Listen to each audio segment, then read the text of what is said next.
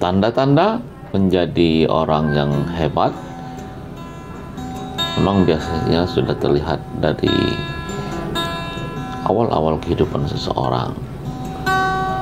Masih kecil, bercita-cita jadi KKU, pasukan khusus di Angkatan Laut. Kemudian ilmunya di STM jurusan Mesir, lalu kuliahnya di teknik sipil. Ternyata tenggelamnya di profesi kulit tinta. Lalu soal nama, punya nama asli, punya nama apa istilahnya ya? Nama tenar, atau kalau seniman itu nama pena ya, atau kalau di teater itu nama ngepop. Dan itu terjadi pada sosok kita kali ini. Yang mana sih yang benar namanya itu? Konisema atau Konicesema. Kalau ejaan bahasa Indonesia pun, kalau C itu jadi bacanya C. Jadi harusnya namanya itu bukan Koni, tetapi Coni. Nah, soal nama ini nanti kita konfirmasi dan kita verifikasi. Kemudian memang sempat ngilmu di teater potlot sejak bangku berseragam putih abu-abu, yang kemudian ditamatkannya di STM Taman Siswa Palembang.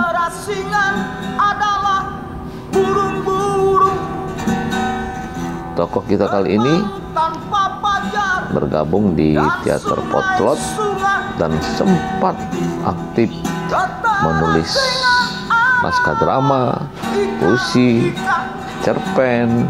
Naskah dramanya pun dimuat di BRI, kemudian cerpen dan puisinya dimuat di beberapa media massa.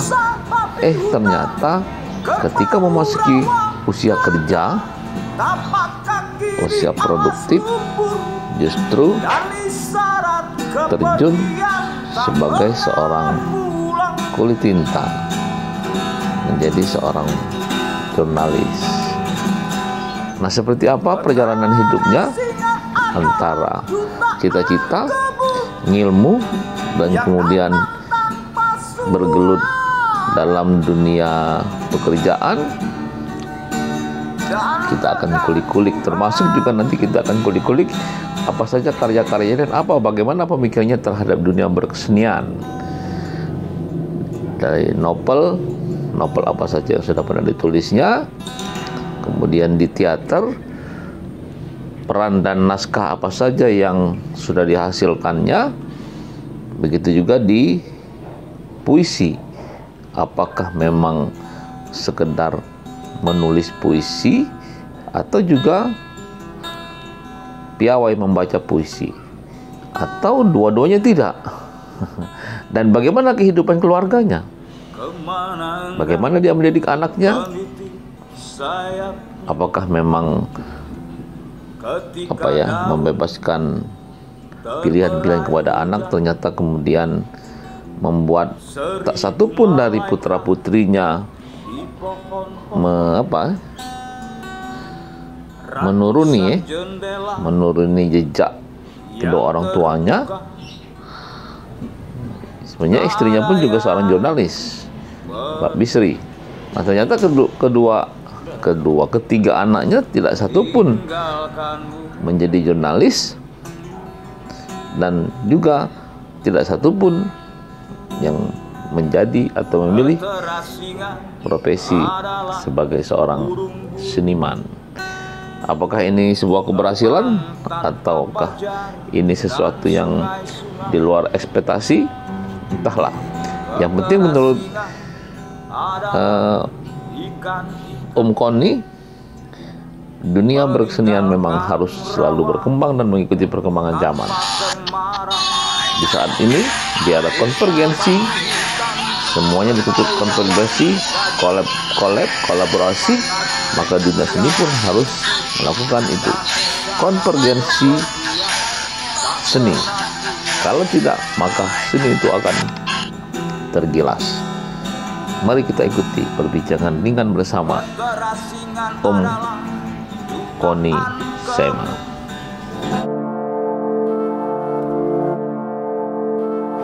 Assalamualaikum warahmatullahi wabarakatuh. Waalaikumsalam warahmatullahi wabarakatuh. Kita ketemu dengan Kak Koni ini sebenarnya banyak untuk Budi. Iya, Budi ya. Budi Kong Lampung, tapi rupanya Palembang. Nama tadi bupala kadang namanya mana? Koni Sema, apa Koni Sema? Pakai E, tidak pakai E. Sudah itu belum lagi ini apa dia profesinya itu? Wartawan lagi. No, teater berarti. Seniman dulu. Jadi hal-hal itu mungkin terkadang menjadi sesuatu yang diperdebatkan, kan? Iya, yang nak kemana? Iya. Passionnya di mana? Hebatnya, kan? Ada lagi itu sudah lah ini pak ini. Nah, untuk benernya tuh kan harus kita tanyakan dengan yang bersangkutan, kira-kira kan? Tanya langsung. Ya? Iya. Kita ini bahasa Palembang kita campur-campur, weh. Campur-campur jadi bahasa Lampung tuh kayak Jakarta tuh kan. Mau kemana lu? Anak mana kalau kita kan budak mana kan? Jadi intinya mungkin ini mereka cerita mengalir lah. Cerita kronologis baik kan? Iya. Mungkin dari perjalanan hidup ini mungkin bisa jadi database lah, Eca. Paling tidak. Iya, paling tidak jadi database. Sebenarnya apa sih dulu? Apa yang sudah dilakukan selama ini yang mungkin sebenarnya mungkin bagi Kak Koni bermanfaat untuk Kak Koni barangkali mungkin keluarga mungkin untuk speaker tapi ternyata mungkin sebenarnya banyak manfaatnya itu kan. Iya. Bagi dunia seniman, bagi dunia wartawan. Ya. Mama kira-kira dari sekolah udah kira-kira. Sebenarnya cita-cita dulu apa nak jadi wartawan atau nak jadi seniman? Dulu gitu ya. Iya, pertama. Masih kecil dulu. Kalau dulu waktu kecil itu masih main-main itu ceritanya pengen jadi KKU. Kalau zaman dulu itu kan angkatan laut itu. Pasukan khusus kata itu kan, pasukan kata itu. Setelah berubah agak besar dikit sampai mulai masuk SMA. Kepengen jadi arsitek. Ya. Rupanya zaman. Bukan SMA-nya berapa waktu itu? SMA ini aku dari SMA pindah STM. Sebelumnya STM berarti taman siswa. Iya, taman terakhir. Jalan veteran taman siswa itu berarti. Iya, zaman Pak Bahtiar berarti. Pak Bahtiar. Ya. Ketua yayasan. Jadi cerita pengalaman hidup itu banyak lah panjang. Kalau pengalaman mati belum Kak Kakek sudah pencegahan. Ada tempatnya. Jadi tamat SMA waktu itu sebenarnya pengen arsitek begitu. Dengan duo di musik Akademi Musik Indonesia AMI gitu. Ada di Palembang juga. Di Jakarta, Jogja. Oh, Jakarta, Jogja. Dari STM itu Dua pilihan itu ke AMI atau ke arsitek. Nah, rupanya masalah tua kan, tua ngomong, sudahlah kau di teknik bela, sipil. Arsitek kan jauh, nah, biaya besar. Iya. Melok tes negeri. Tidak, aku udah melok. Udah. Memang tidak nama sekolah. Melok kan lulus. Oh, ya bukan memang. Aku pikir tadi memang swasta. Memang anti negeri kan. Sebenarnya waktu itu Tridinanti baru buka, Universitas Tridinanti baru buka jurusan teknik di Banten, Pelaju kan. Oh, di Pelaju bukan yang di Kamboja. Itu ekonomi. Jadi di Pelaju itu ada 3, pertanian, teknik dengan geoteknik ya. Dan teknik, kemudian tekniknya ada 3, dia buka mesin, kemudian elektro dengan sipil, sipil.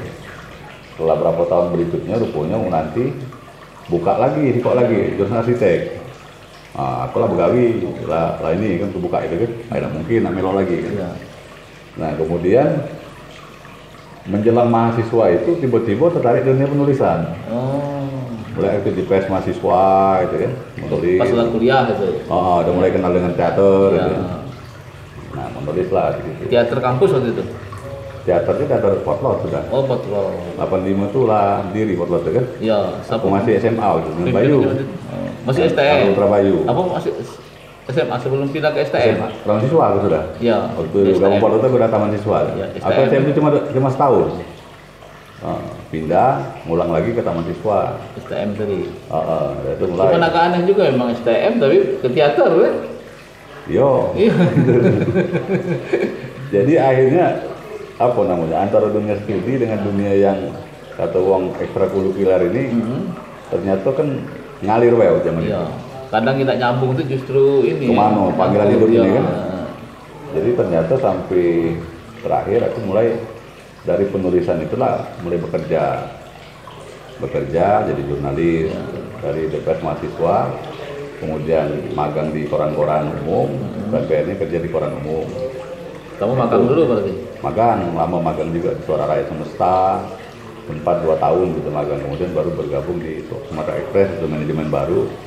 Jadi Jalan Merdeka. Kemudian manajemen baru itu apa namanya dibekukan, kemudian kita Jopos. coba ke TV, berjalan di RCTI. Iya.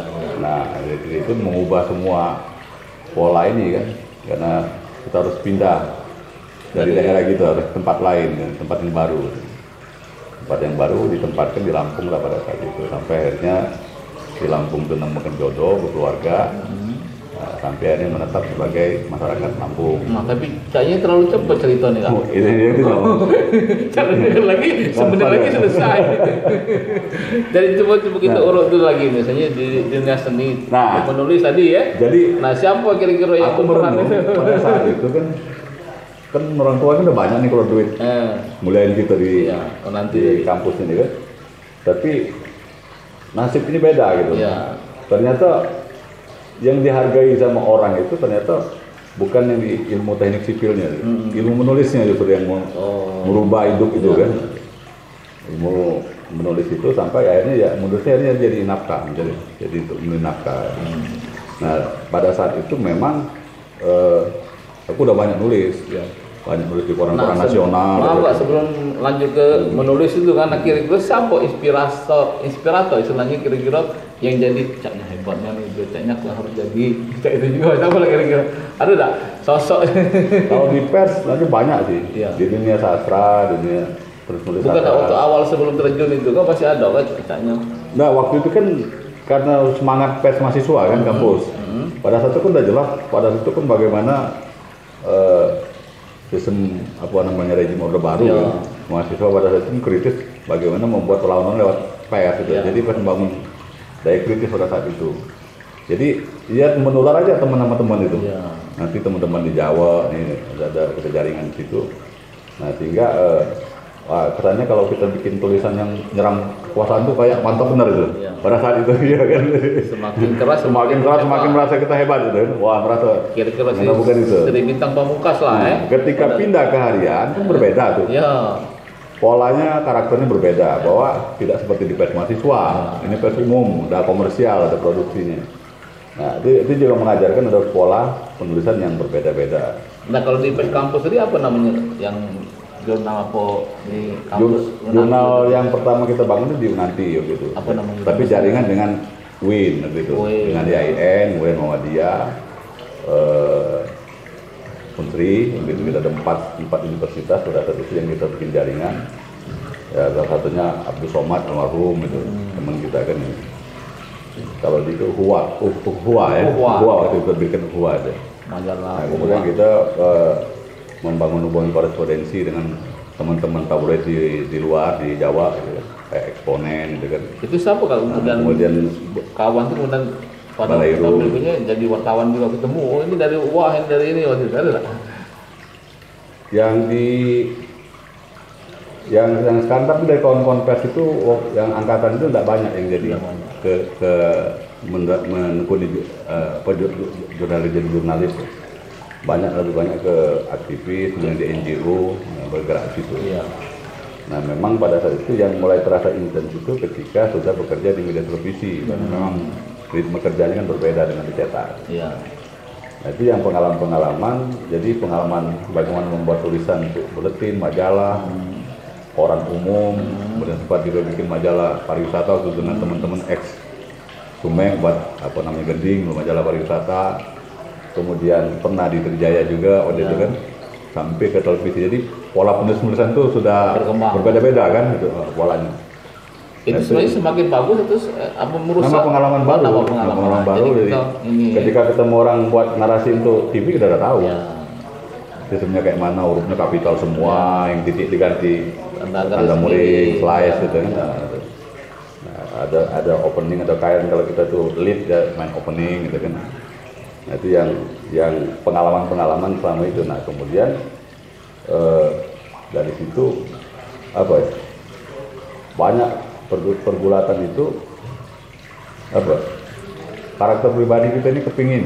Ya. Aku tuh biasanya kalau ngeliat sesuatu yang kulihat orang bisa, biasanya pingin, masa orang bisa tidak bisa gitu. Nah sampai akhirnya aku masuk ke wilayah bisnis pada saat itu. Jadi dilematis juga. Satu sisi di Lampung itu. Satu sisi kita di pers, satu sisi harus bisnis. Ini kan dilematis, harus milih. Itu sudah jauh begitu Lampung kan? Kita balik ke belakang lagi dulu kak. Ini kan jadi wartawan di Pers Kampus, di Suara Rakyat Semesta, di Sumek. Nah mulai mengenal yang dunia sastranya itu. Biasanya di teater. Kita tuh bersamaan itu waktu. Jadi aku waktu di SMA sudah mulai menulis naskah. Naskah-naskah untuk drama TV, TVRI. Jadi bisa, drama remaja. Kan ada ceritanya pasti tidak mungkin tiba-tiba bisa nulis di TV. Nama mana ceritanya? Ya di Potot kan memang Potot itu kan memang mungkin karena faktor kebetulan, Potot. Memang lebih intens menulis dan membaca gitu. Bukan cuma sekedar memainkan peran ya? Ya itulah kalau bagian itu sudah standar itu kan. Cuma proses-proses yang digodok itu sama Mas Bayu itu bahwa hampir semua anak-anak Potot itu bisa menulis. Jadi nggak tahu kenapa gitu kan. Pertama pada saat itu sebenarnya ada sederhana yang simple, kita harus nulis dapat honor gitu. Itu kan, nah itu. Nulis naskah, nulis puisi, nulis cerpen ke media-media massa yang berbayar kan. Pada saat itu yang membuat teman-teman mulai belajar menulis. Jadi artinya beriringan ya, jadi wartawan, jurnalis, kemudian menulis naskah-naskah itu beriringan ke proses itu. Ya, tapi untuk ke pers yang murni pers itu di luar sastra itu ketika jadi aktivis Pers Kampus. Itu mulai menggiring kita ke koran umum gitu. Ya, artinya kemudian bersamaan jalannya kan. Ya. Tapi memang pada saat itu ada keuntungan kita belajar sastra pada saat itu. Jadi untuk mendukung benar kita menulis itu, bertuturnya gitu kan, mengalir bertutur sistematika, bertuturnya gitu. Tidak loncat-loncat. Nah itu yang jadi banyak benar sumbangan dari yang. Kalau istilah di media itu biasanya tidak bulat tulisan mudah dipahami kira-kira. Artinya tidak flat jadi ada rasa, ada nuansa gitu tulisannya. Yang menulis fiksi begitu bisa bagus, apalagi menulis berita yang fakta kira-kira kan. Ya fakta pun jadi nggak begitu. Iya tidak kering. Nah, dia ada bumbu-bumbu lah.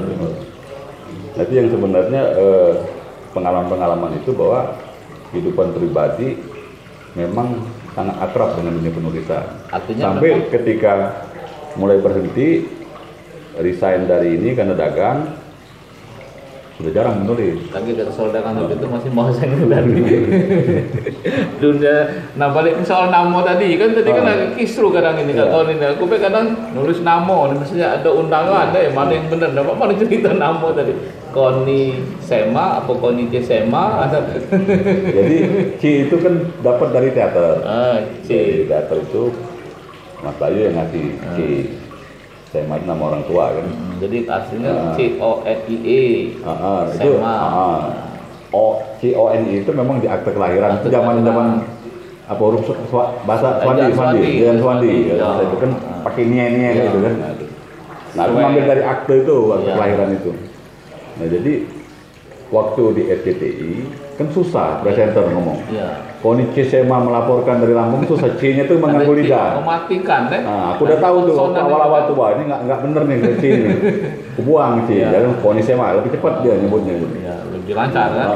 Tapi teman-teman di Senen lebih kalau dengar Konichi, dia ingat mana ingat C-nya. Oh ya, anak Palembang. Jadi yang benar itu yang mana? Koni Sema. Sekarang pakai Koni Sema. Oh, sekarang. Tapi dulu berarti eranya memang pernah Konichi Sema pernah. Udah lama dulu. Jadi kalau tulisan lama itu pakai C. Tulisan yang lama di tahun 85 ke bawah, 84 ke bawah itu pakai C masih. Kalau sekarang K depannya. Enggak, tetap pakai C. Cuma C yang tengah itu masih dipakai. Iya. Kemudian setelah di RCTI dibuang jadi Koni Sema. Aku pun akhirnya nulis itu tidak kebuang. Iya. Samain aja lah sama ini. Waktu di ini surat apa nikah itu? Udah hilang. Udah hilang ya. Bisa dengan KTP ya. Udah pakai KTP. Berarti di rekening juga Koni Sema berarti. Koni Sema. Berarti lurus kalau kan datanya di paspor juga kan. Iya. Kalau ini kan agak susah kan harus. Tapi ada lagi rekening lama tuh pakai C masih ada. Masih bisa ditarik duitnya.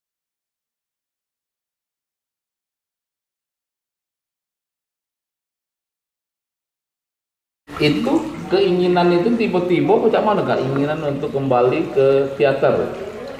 Ya, jadi 2010 itu setelah aku resign dari RCTI, bingung kan, ini mau kemana gitu kan. Selama ini kita berwirausaha, kemudian pernah sempat terjun politik juga kan. Sempat nyalek ke provinsi. Nah, habis nyalek itu mau ngubah kehidupan kedepannya apa lagi? Ya. Dunia pers sudah kita resign, kemudian dunia bisnis juga sudah hampir kurangin gitu. Dunia politik juga sudah keluar. Nah, baru terpikir bahwa dunia awal itu adalah di kesenian. Dan itu memang aku enjoy. Merasa memang passion kita ya untuk berkarya. Nah, 2008 sebenarnya aku sudah 2009 itu sudah munculin novel gitu. Novel yang 4 tahun lebih 3 tahun ya Perahu itu tahun berapa tuh? Dari 2005 aku garap itu. Oh, 2005 sudah 2009. 2009 nah, baru dicetak. Itu yang novel pertama ya? Novel pertama. Perahu itu bercerita tentang di Lampung. Di Lampung itu tentang apa sih? Nelayan. Anak nelayan. Nah, itu yang akhirnya aku pernah baca juga novel itu. Ketemulah dengan berapa kawan-kawan seniman waktu itu, terutama SBD. Oh, SBD Setiawan di Lampung. SBD nyari kantor. Itu di Dewan Sinar Lampung, di KL. Itu dia untuk Lambang Sastra yang punya dia kan. Nah, ketemu, dia tertarik sama kantor aku kan udah jarang buka tuh kantor. Di daerah mana? Di Kendung Air itu kan? Di daerah Mambonjol ya. Pemilih itu. Nah, sudah akhirnya disewa lah kantor oleh SBD dan kawan-kawan untuk Lambang Sastra. Kumpul kan, niman kumpul lagi kan. Nah, sudah lama aku mikir ada berapa teman-teman, wah berteater lagi nih. Memang dunia teater kan yang mulai dari situ. 2016 itu mulai aku aktif lagi di sini 2016 itu. 2010 resep. Buat naskah monolog, kemudian judul Maji, dan dipentaskan di Desember 2016. Nah, itu awal baru setahun ya? Ke sana aku baru garap setahun. Baru garap Rawa Gambut. Itu masih melalui potlot? Potlot ya, udah hidup. Apa waktu itu tapi personelnya anak-anak Lampung. Tidak kata keinginan masih membuat teater baru atau ngapa kok tiba-tiba masih menghidupkan potlot itu? Ya, aku pikir kan potlot ini kan cuma stagnan. Ya. Ketika dia muncul di tahun-tahun 90-an akhir 90-an itu sudah ada namanya ya. Potlot itu ya. Orang udah banyak kenal lah Potlot pada saat itu. Nah, jadi kenapa harus membuat teater baru gitu kan. Cuma orang tahu bahwa masih hidup nggak teater ini karena bertahun-tahun nggak ada produksi. Saat itu tahun 99-2000 itu kita sempat produksi bekerja sama dengan Teater 1 Lampung pada saat itu. Oh, jadi ini kerjasama Sumsel dengan Lampung berarti dua provinsi berarti? Iya, waktu itu kolaborasi lah istilahnya kan? Ada program untuk isu-isu rekonsiliasi etnis lah. 99 itu setelah reformasi berarti? Setelah reformasi. Sampai terakhir. Kak ini masih di PES berarti kan? Masih di RCTI. Di RCTI masih. Nah, sampai terakhir kita 2001 itu stagnan lagi ya. Potlot kan.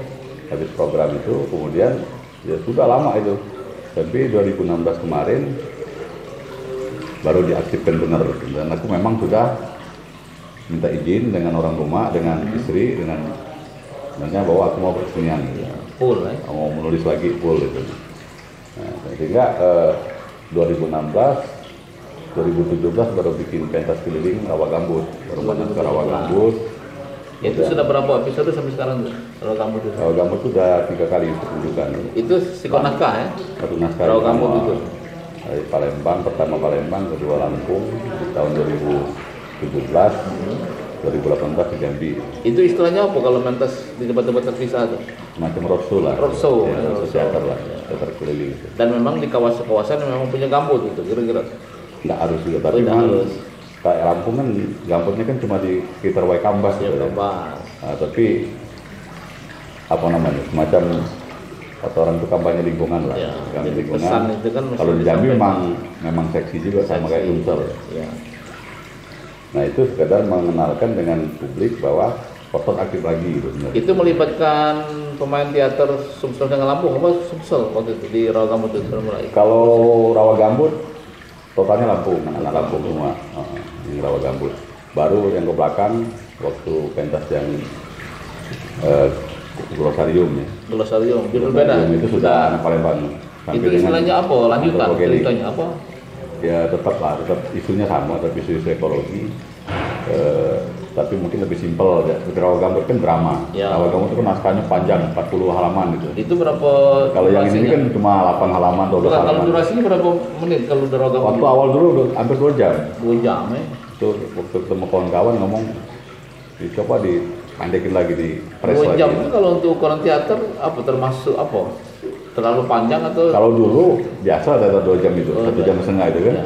Nah ternyata kalau sekarang enggak, 45 menit itu cukup gitu ya. Kan. Udah mulai penonton udah mulai gelisah kalau udah lebih dari itu kan. Nah, jadi kita main itu karena itu sifatnya drama, karena realis. Mau nggak mau ya memang nggak ada realis yang pendek, panjang-panjang juga sih realis itu. Nah kalau respon masyarakat terhadap teater dan pementasan itu? Ya mungkin kalau respon penonton kan ya karena penonton itu bagian teman-teman pekerja seni, kemudian umum, mahasiswa, gitu, yang lebih banyak mahasiswa ini. Lebih banyak ke edukasinya ke tentang kepedulian lingkungan lah gambut ya. Jadi hasil berapa kali kita ini apa namanya riset-riset di beberapa titik dan wilayah sehingga muncullah naskah itu. Naskah itu sempat aku coba ikutkan lomba gitu kan di Jawa Tengah Jakarta bikin sayembara naskah gitu dan masuklah gitu, alhamdulillah masuk kan. Yang Glosarium atau Rawa Gambut? Yang Rawa Gambut. Oh Rawa Gambut. Rawa Gambut. Nah jadi itu sudah habis dipentaskan di Lampung. Kedua kali pementasan baru dapat Rawayan Award itu. Oh dapat Rawayan Award. Nah, itu yang dari situ ternyata ya memang problem-problem yang ada ini membuat waktu itu kita kan ketika teater mau hidupnya mau apa yang urgen mau kita bawa, yang mau pesannya apa gitu hari ini itu kan? Yang kegelisahan hari ini apa di wilayah Indonesia ini. Ya lihat ya ini apa ekspansi lahan ini untuk sektor industri yang ekstraktif ya, untuk perkebunan bahwa banyak benar yang lahan-lahan masa lalu yang punya jejak-jejak sejarah yang tergusur gitu. Kemudian dampak dari perkebunan yang skala besar yang industri yang ekstraktif itu ke habitat lingkungan yang terganggu rusak lingkungan itu yang dianggap karena itu kemudian di wilayah itu banyak yang bermain. Jadi semua kekuatan main di situ. Banyak yang berminat. Kekuatan politik, kekuatan modal main semua di situ. Jadi kekuatan kebijakan, jadi kadang-kadang seksi. Yang jadi korban lingkungan. Ya korban lingkungan dengan masyarakat tradisi. Nah, kita pikir wah ini lebih seksi dari isu demokrasi, isu HAM, isu yang lain kesetaraan gitu. Atau isu apa namanya rekonsiliasi multi etnis. Kita melihat bahwa wah ini yang mendesak, yang urgen gitu. Kenapa? Kebijakan regulasi pemerintahan harus benar-benar kita makin ke ujung makin parah itu regulasi dilakukan pemerintah terhadap kebijakan lingkungan ini. Nah, artinya ada musuh dalam tanda petik ya. Ada satu yang mau semangat kita untuk Oh iya, udah bergerak lagi dengan itu. Artinya memang peran sebenarnya kan mungkin ini sudah membuktikan bahwa peran antara pers dengan dunia teater itu memang sama fungsinya, kontrol sosial kritik ya. Ada kritik. Artinya nggak bisa lepas kita kan, karena berpuluh-puluh tahun kita di situ, bahwa ya tugas kita ketika kita lari ke dunia medium kesenian ya tetap aja bahwa kita harus sebagai kontrol, melihat keseimbangan. Jadi bukan berarti kita membenci kekuasaan ya, bukan, tapi kita ya wajib untuk mengontrol itu. Kalau di glosarium itu sama ceritanya. Glosarium itu lebih kepada sebenarnya bagaimana mencari satu bentuk penggarapan teater yang tidak kampanye. Yang kampanye lestarikan alamku, lestarikan hutanku itu bukan. Jadi kita mencoba mencari satu ruang-ruang di pengucapan yang lain dengan sistem glosarium. Jadi di wilayah-wilayah gambut itu, wilayah perkebunan itu kan banyak istilah-istilah, kosakata yang mungkin 100 tahun lagi hilang gitu, atau 5 tahun lagi hilang. Ini cucu kita nggak mengenal lagi. Misalnya kita ngomong lebak, tambak, macam-macam istilah-istilah yang ada di situ. Nah itu kita kumpulin. Lebak lebung. Sebenarnya nggak ada lagi itu. Dengan ada perubahan-perubahan bentang alam ini. Nah kita coba pungut-pungut itu, jadilah dia judulnya glosarium, semacam proyek itu ya, proyek mengumpulkan kata-kata lah. Itu yang kedua kan? Nah kita mencoba mencari pengucapan yang agak terlalu flat gitu, kayak rawa gambut kan terlalu flat banget gitu kan. Wah bujang menede, coba kita bermain dengan musik rock gitu. Jadi, nah termasuk yang terakhir ini antropogenik, kita bicara tentang dampak lingkungan. Jadi itu bisa disebut apa? Trilogi itu ya? Kalau glosarium sama yang terakhir apa? Yang terakhir antropogenik. Ya, antropogenik itu sebetulnya problemnya itu juga sih masih. Sama. Kalau bicara problem, walaupun kalau kita ngomong trilogi atau tetralogi kan tokoh-tokohnya tetap itu. Ya, kalau ini tokohnya beda-beda. Ini berbeda. Tapi isunya aja, bentuk pengucapannya, bentuk ininya berbeda, tapi isunya sama.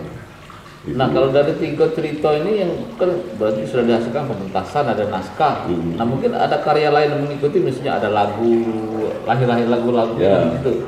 Ada lagu gambut tuh, misalnya di Rawa Gambut, lagu apa di glosarium ada? Yang baru kan yang Rawa Gambut ya. Rawa Gambut itu karena memang itu proyeknya roadshow kita pada saat itu, kita perlu ada time song lah, time song drama. Muncullah ya lagu yang nyanyian dari Rawa Gambut itu di translate ke bahasa Inggris gitu. Nah itu sudah, tapi belum dibikin video klipnya, sudah dibuat gitu. Dan jadi memang menjadi kaya terpisah dengan teater tadi kan? Ya artinya walaupun sebenarnya mengiring, lahirnya kan mengiring teater itu. Sebenarnya antara teater itu kan ada teater drama. Ya. Jadi teater itu tidak lagi identik dengan diri dia, tapi dia sudah mencoba berkolaborasi, membangun komunikasi di ruang-ruang ucap lain, misalnya kayak sastra. Ketika kita bicara Rawa Gambut, kenapa nanti nggak puisi kita bicara Rawa Gambut, lagu kita bicara Rawa Gambut. Nah, sampai saya bawa problem yang intinya ini silakan kita mengucapkan gaya apa gitu. Nah itu kalau Porter kan tidak begitu bahwa inilah teater dia kadang-kadang tari dia main itu. Jadi banyak platform yang bisa lakukan mereka, platformnya apa? Pameran seni rupa bisa aja nanti Porter. Jadi dia tidak menonjol satu unsur, jadi bisa tari, bisa memang teater, bisa lagu. Bisa. Jadi sudah terintegrasi ruangnya, ruang. Jadi keberagaman ruang itu diintegrasikan untuk membangun inisiatif-inisiatif gagasan-gagasan baru. Nah kalau di glosarium itu lagu apa tuh? Glosarium belum ada. Belum ada lagu. Kalau yang ini yang antropogenik ini? Belum ada. Baru Rawa Gambut ya. Bukan maksudnya waktu dimainkan itu tidak ada musik yang khusus dibuat itu? Tetap ada. Ilustrasi musiknya ada. Ilustrasi musik ya, penata gerak gitu kan. Kemudian tim diskusi gitu, riset gitu, ada yang standar-standar lah, yang propan itu juga ada. Nah itu kalau di teater aja sudah 3, karena kalau di novel ini apa masih cuma perahu tadi? Ada lagi nggak setelah perahu itu? Sekarang aku karena mungkin masih ini terus nulis kan, jadi nanti sudah Lebak itu sudah selesai 2 tahun yang lalu. Lebak? Novel Lebak itu untuk Lebak itu tentang ini ya, tentang Samo, Rawa Gambut. Samo itunya, karena kita kan daerah rendah lowland area ya. Kita bicara masyarakat di dataran rendah. Tapi mungkin kalau Lebak itu bukan bicara kebakaran hutannya ya. Kalau Rawagambar tadi kan lebih banyak ke kebakaran hutan barangkali. Kalau Rawagambar lebih kepada aktivitas industrinya. Oh. Jadi perusahaan perkebunan yang banyak dibahas di situ. Kebakaran hutan sebagian kecil dari dampak itu ya. Kalau Lebak ini lebih kepada lebih kepada kehidupan masyarakat di sekitar Lebak itu dengan dampak perubahan tentang alam itu. Ya, perairan ya. Nah, yang ini yang mungkin tahun ini yang sudah siap buku puisi. Buku puisi yang udah metronom Rawa. Itu sejak apa puisi-puisi sejak apa isu-isu Rawa atau puisi-puisi sebelum itu? Jadi metronom Rawa ini mulai puisi itu muncul 2016. Jadi aku awal menulis puisi yang istilahnya untuk yang serius gitu, yang baru terasa enak gitu dengan puisi itu dulu kan aku kurang suka dengan puisi. Jadi teman-teman saya enggak begitu tertarik. Kurang suka menulis, kurang suka membaca. Kurang dengan puisi kurang membaca ya. Dulu kan pikiran aku puisi ini kayaknya asik dengan diri sendiri, di ruang kita sendiri melamun gitu kan buat puisi. Aku dulu lebih banyak hal yang kolektivitas kan. Berarti 2016 baru mulai menyentuh baru dapat puisi. Ini. Karena memang kan beda ya antara prosa seperti novel itu kan panjang ya. Kalau puisi kan berusaha bukan memanjangkan, lebih mau nyempit, tapi menyempit dengan makna yang sama barangkali. Jadi, dan itu ketemunya 2016 baru kan. Jadi ruangnya 2016. Asikan nulis puisi. Nulis puisi. Nah kan dekat Iswedi kan, anak-anak banyak penyair kumpul itu. Lama-lama, enak juga aku belajar buat puisi ini.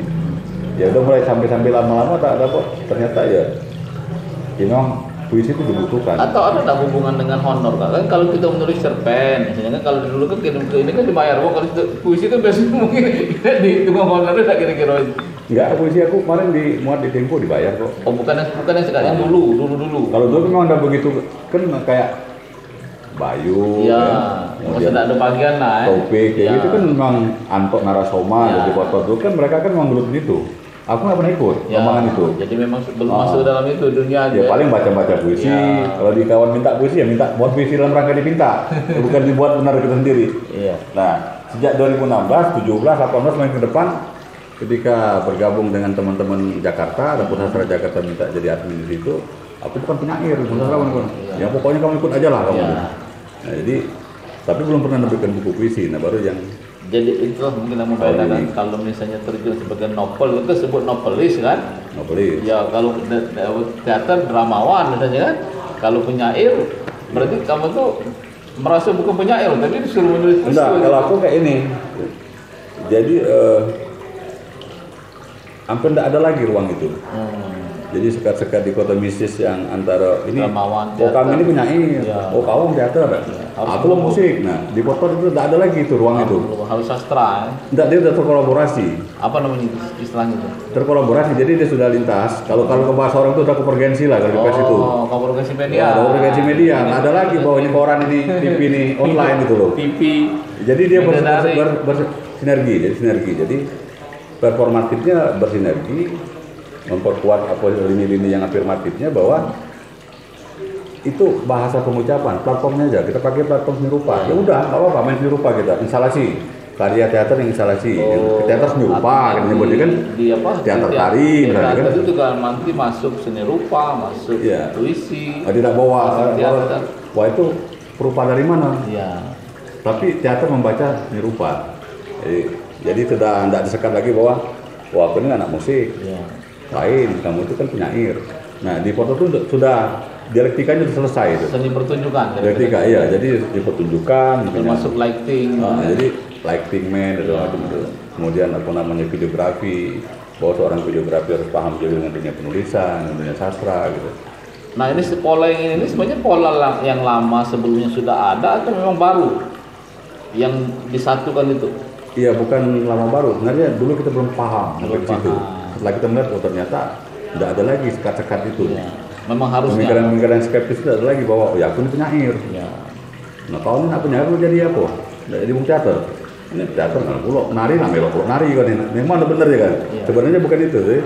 Ketika dia harus mempresentasikan sesuatu karya, dia pakai pola apa gitu. Jadi sebuah karya yang misalnya aku butuhin apa? Ini nggak usah dengan bentuk teater, bentuk lagu baik kita main misalnya kan. Udah main lagu tapi lagu yang teatrikal, itu mungkin teater musikal dibuat gitu kan.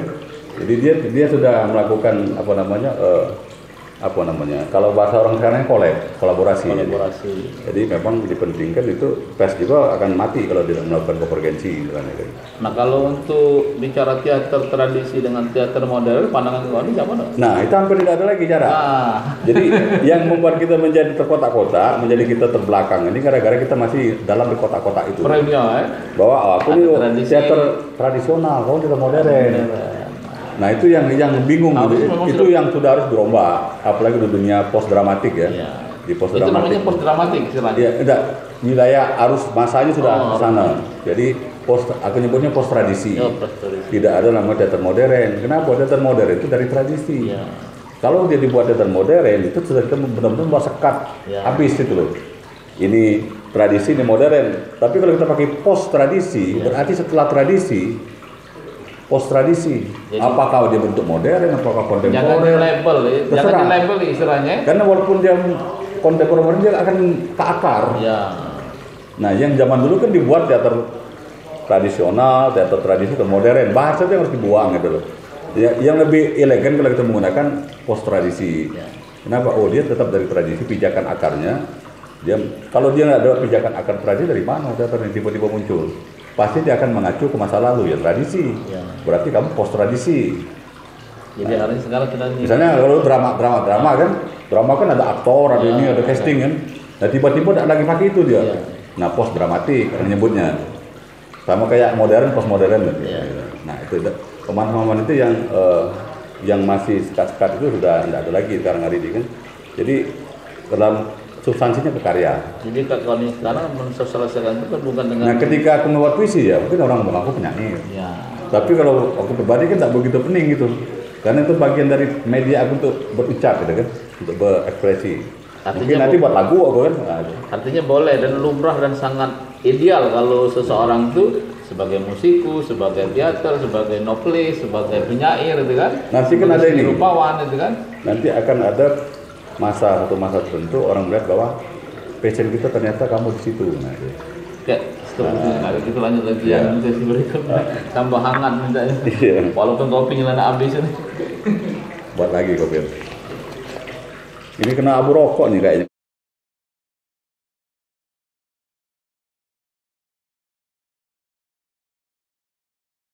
Kawan ini termasuk sukses lah di bidang-bidang yang digeluti. Di dunia menulis, di dunia pers, di dunia teater, kan dengan karya-karyanya mungkin pernah dapat penghargaan juga. Apa namanya kemarin itu? Rawayan Award. Terus yang di Bali itu? Yang di Bali belum ada. Di Bali, yang pernah ikut juga di mentor. Oh mentor ya? Mentor.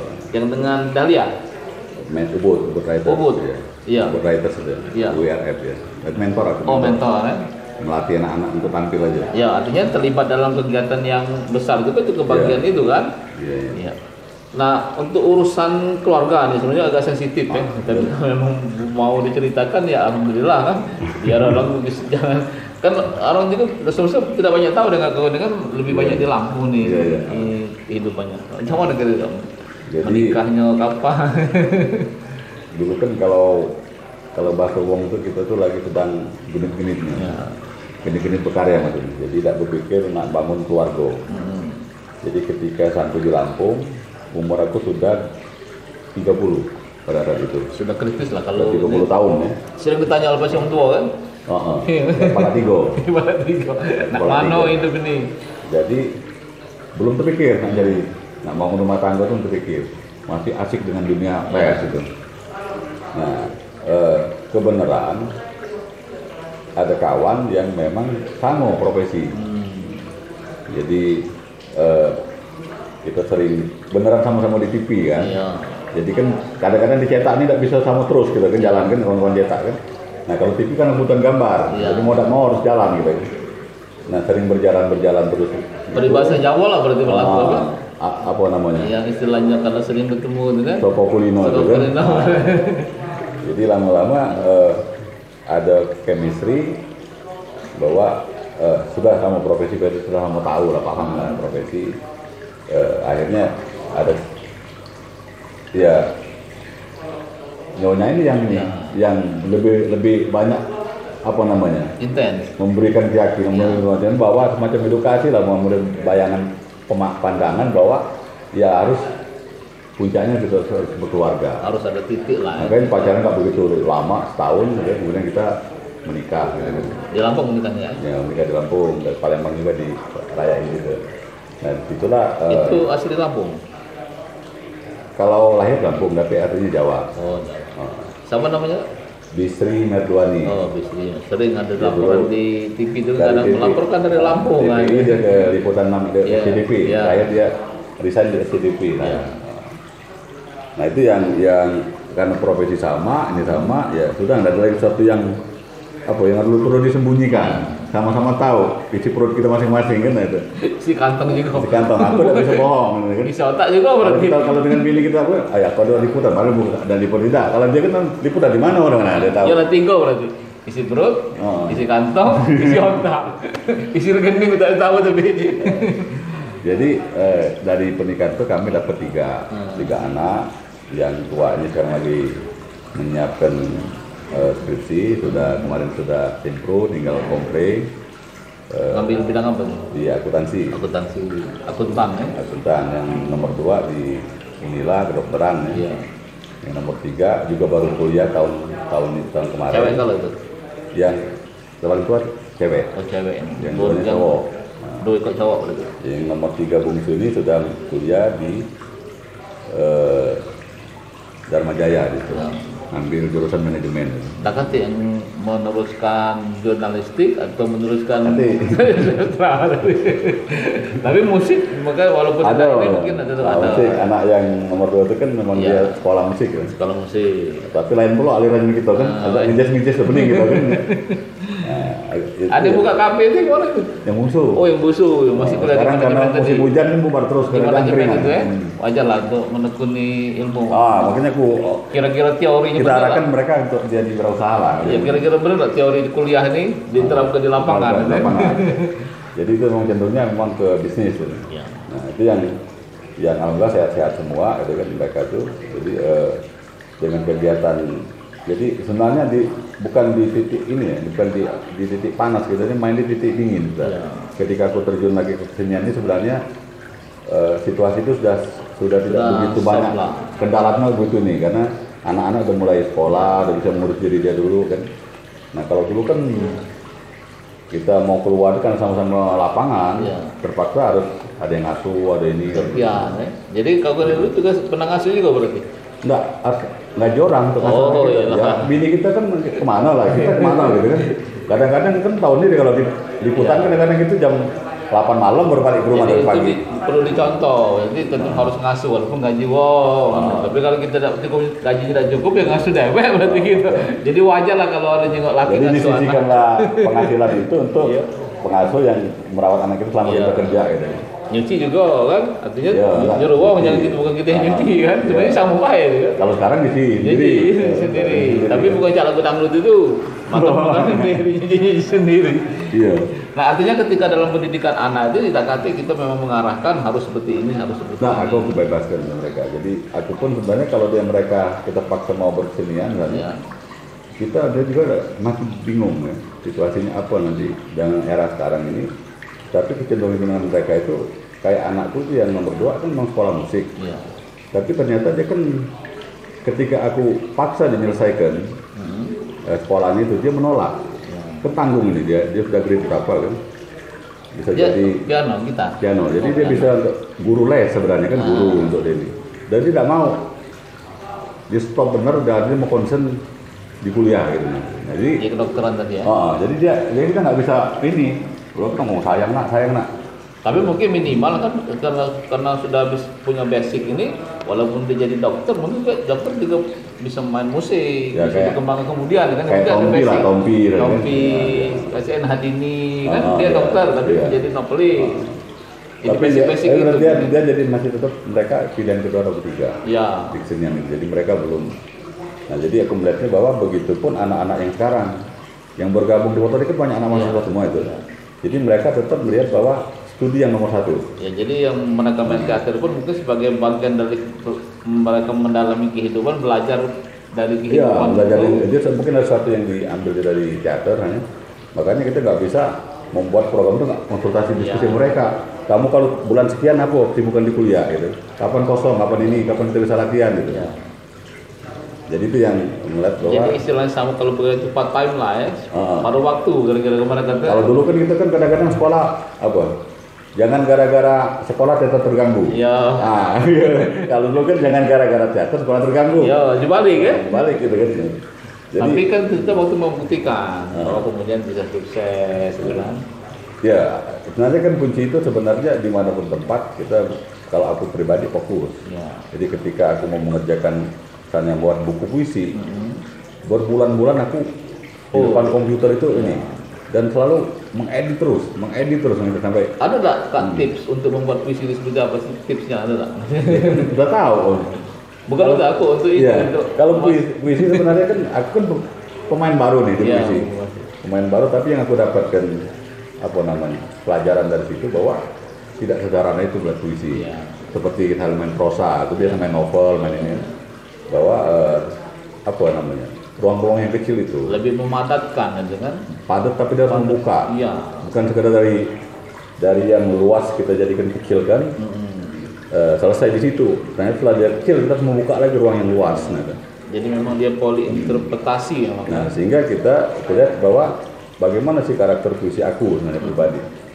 Belum ketemu kan, masih mencari kan. Nah artinya aku mencoba ada beberapa jalan yang harus aku lewatin dulu. Jalan itu, nah misalnya aku harus lewat jalan sini, lewat dulu jalan itu. Mungkin ketemu nanti akan itu yang membangun satu karakter di puisi kan. Tapi yang jelas bahwa persoalan di puisi itu persoalan perspektif. Perspektif ruang kita melihat, sudut yang tidak pernah dilihat orang. Ada sudut-sudut yang sepi, yang orang tidak pernah menggunakan, entah diksi, majas itu. Kita main di ruang-ruang itu, kita bongkar lagi ada berapa ruang gitu. Sehingga kita benar-benar ketika yang muncul tuh otentitas karya itu memang Sehingga terasa bahwa ini kita banget loh. artinya memang dibutuhkan kritikus kan ya, untuk supaya. Nah itu nanti kritikus akan membahas Ya. itu untuk capaian-capaian kita supaya mana capaian yang kita selama ini dan Ya kan teorinya kan memang ada penulis, ada penikmat, di tengah-tengahnya memang harus ada kritikus, Iya. gitu kan? nah capaian-capaian itu yang mungkin dalam proses berkarya sekarang puisi mungkin kalau naskah drama ini kan lebih banyak karena kerjanya lebih ke skenografis ya kalau saya. Karena dia harus ada mempertimbangkan lighting dan elemen-elemen panggung yang lain. Sama ketika menulis lah kan. Nah Kalau- sebenarnya di puisi seperti itu. Iya. Ketika kita membangun sebuah puisi bahwa kita ada cahaya di situ, ada ruang perspektif, ada masa di situ. ada amanat ya, ada pesan. Ya ada pesan-pesan yang apa yang mau kita iniin. Jadi apa namanya puisi itu jadi semacam lebih daripada ruang pertunjukan. Jadi ada peristiwa-peristiwa yang banyak yang Jadi walaupun dia dengan kecil, tempat yang pendek, kecil itu singkat, semakin kecil semakin asik ternyata dia kan puisi itu. cap bonsai lah kira-kira. Mami. Semakin kecil semakin mahal pokoknya kan. Nah kira-kira apa Pak? Pesan-pesan nggak yang Yang apa pesan pesan terakhir ini, pesan untuk masyarakat lah. Kan kalau pesan terakhir Bukan. masih nak berkarya gitu. Masih berkarya. Jadi ya kalau pesan terakhir bahwa kehidupan kita ini kan semakin Iya. ke depan semakin tidak jelas dengan situasi perubahan iklim yang luar biasa alam ini. Setiap musim hujan kota-kota sudah jadi sungai. Ya. Nah, jadi itu berulang terus, tapi belum pernah tumbuh kesadaran kita environmental sadarnya itu belum bahwa kenapa keran sungai pindah ke kota. Gitu. Nah artinya muncullah pandemi-pandemi penyakit dan segala macam yang aneh-aneh muncul. Bukan tidak mungkin ke depan itu Jadi akan penyakit lebih itu parah. sebagai dampak, Ya pandemi ini sebenarnya sebagai dampak. apa? Semacam peringatan lah, peringatan ekologis lah bahwa semua penyakit datangnya dari alam. Gitu. Mungkin itulah mungkin yang membuat Kak Wani tidak boleh tertarik mengangkat tentang ini pandemi ini dan sastra dan karya-karyanya. Iya itu kan perlindungan kita. Ya. Bahwa ada virus yang seperti itu. Sebenarnya kita berkaca dengan masa-masa lalu, misalnya kayak virus yang black apa itu, yang di Eropa itu yang hampir berapa juta orang mati itu ada yang dari kolera, dari bakteri-bakteri semua dari air. Nah ini melihat bahwa ya pemikiran-pemikiran yang kosmologis itu perlu dihidupkan lagi antara hubungan kita dengan Tuhan, manusia, dengan alam gitu. Bahwa itu satu kesatuan kosmologis yang memang selama ini sudah mulai hancur. Bukan cuma hubungan sama Tuhan aja yang hancur, hubungan kita dengan diri kita sendiri juga udah hancur gitu. Nah itu yang mungkin apa namanya bagi kawan-kawan pekarya mungkin teman yang menginspirasi untuk membuat karya-karya bahwa ya pesan kebaikan lah gitu, jadi membangun pesan kebaikan dari hal-hal buruk ya. Dari hal buruk itu mungkin bisa jaga. Seniman ini kan luar biasa nih, seniman ini kan lebih hebat dari filsuf nanti seniman ini. Mungkin setelah seniman itu atasnya Tuhan mungkin kan. Iya. Nah, jadi pesan-pesan kebaikan itu yang kita ini harapkan itu. Itu kalau aku kepada kawan-kawan pekerja seni bahwa ya siapa lagi yang ini ya pers terus mengontrol, tapi kita tetap lebih kepada keperenungan. Jadi bukan kita kayak pers kan fakta-fakta gitu. Iya. Itu lebih kepada mengajak berenung dengan diri sendiri lah. Nah, itu yang sebenarnya. Mungkin itu kira-kira yang penonton pemirsa apa namanya netizen ya, netizen bisa menyimpulkan dan mengambil sendiri makna-makna apa yang ini namanya ngoran itu kan? Ngoran, ngobrol ringan. Oh, ngobrol ringan. Jadi karena kita ini mau koran dulu kan ngoran, cacanya ngoran. Ngobrol ringan. Ini ngobrol ringan di atas ini. Di atas kolam. Demikianlah.